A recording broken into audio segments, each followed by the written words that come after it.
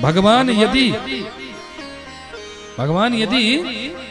ये देखते कि 56 प्रकार के ही भोग से मैं रीझता हूं नहीं, यदि ऐसा होता तो 56 प्रकार के भोगों का त्याग करके विदुर जी के यहाँ विदुरानी के हाथों से भगवान केले के छिलके नहीं खाए।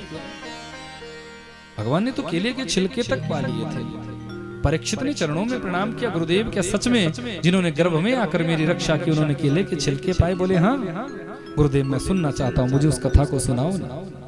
सुखदेव स्वामी कहते हैं, राजन, वर्णन उस समय का है जब कौरव और पांडवों के युद्ध की व्यवस्था बन रही थी। द्वारिकाधीश शांति दूत बनकर इस युद्ध को रोकना चाहते थे कि युद्ध रुक जाए, लेकिन दुर्योधन नहीं माना। सुच्चैग्रम नैव दास्यामि बिना युद्धेन केशव, बिना युद्ध के सुई के अग्रिम हिस्से के बराबर भी धरती का टुकड़ा पांडवों को नहीं दूंगा। युद्ध करें भले ही सारा राज्य ले लें। बहुत समझाया, नहीं माना। भगवान जाने लगे तो हाथ पकड़कर कहने लगा, द्वारिकाधीश, अंदर मैया ने 56 प्रकार के व्यंजन बनाए हैं, जरा दोनों बैठकर उनको पाते हैं। गोविंद ने हाथ छुटाया और कहा, 3 परिस्थितियों में भोजन किया जाता है, भाव में, अभाव में और प्रभाव में। अरे ना तो तेरा खिलाने का अभाव, न मेरे यहाँ खाने का अभाव, और न ही तेरा मुझ पर कोई प्रभाव, इसलिए भोजन करने का तो प्रश्न ही उत्पन्न नहीं होता। और रही बात आज के भोजन की, आज यदि कुछ पाऊंगा तो आज मुझे विदुर जी के यहीं का ही पानी। ये मेरी प्रतिज्ञा है। विदुर जी उसी सभा में सबसे पीछे छुपते छुपाते हुए आए थे, क्योंकि मंत्री पद से बहिष्कृत हैं आजकल। फिर भी देखने आए हैं कि कौरव और पांडवों के भविष्य का निर्धारण क्या होगा। एक बात कहूं, आप दुनिया के किसी भी कोने में क्यों ना खड़े हैं, मेरा बांके बिहारी सरकार आपको हर कोने में ढूंढ ही लेता है, देख ही लेता है, हर जगह आपको देख लेता है।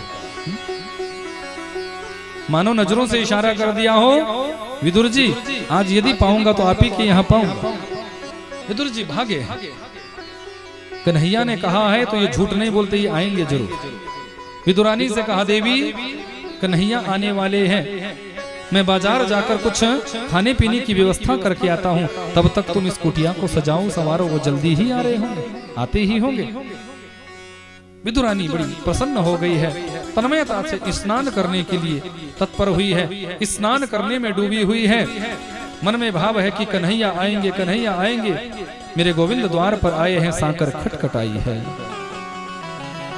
बुआ, अरे काकी मैं आ गया हूँ, दौड़ी है, भूल गई कि मैं गीले वस्त्रों में हूँ। गीले वस्त्रों में ही द्वार खोलने के लिए दौड़ पड़ी। मेरे गोविंद ने अपना पीताम्बर शरीर पर उड़ा दिया। अरे काकी तो ये भी भूल गई कि मैं गीले ही वस्त्रों में आ गई हूँ।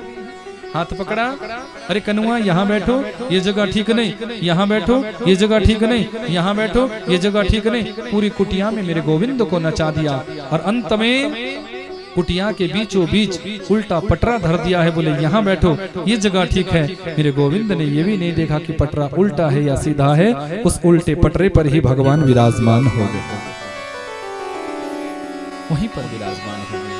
पेट पर हाथ फेरा, काकी जी बड़ी दूर से आया हूँ, भूख लगी है, कुछ पाना चाहता हूँ, कुछ पाना चाहता हूँ, कुछ लाओ ना।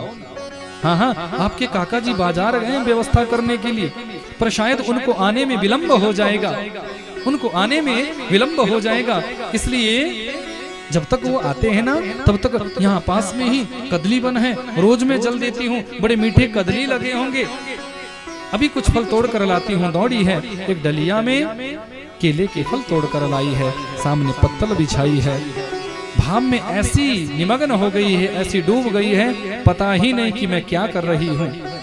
केले के फल को खोलना प्रारंभ किया, जो फल भाग है उसको एक तरफ फेंक रही है और जो छिलका है उसको पत्तल पर परोस रही है।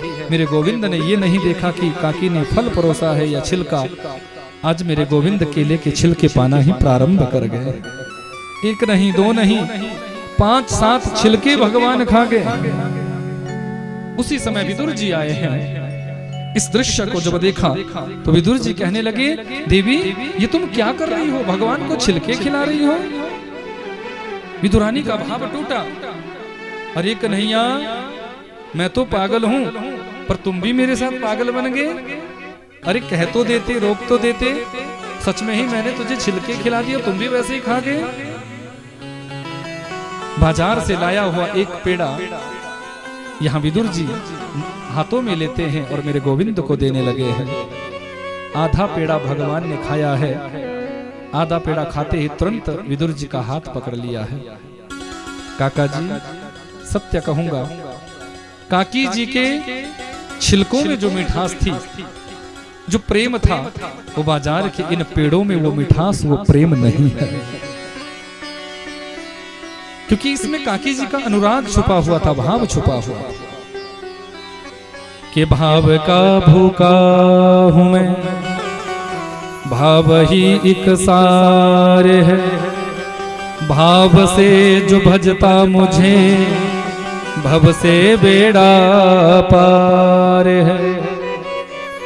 भाव बिन देवे मुझे मैं कभी लेता नहीं, भाव से एक पत्र देवे वो मुझे स्वीकार है। बांध लेते भक्त मुझको प्रेम की जंजीर में, इसीलिए इस धरती पर होता मेरा अवतार है। भाव का भूखा हूँ मैं, भाव ही एक सार है, भाव से जो भजता मुझे भव से बेड़ा पार है।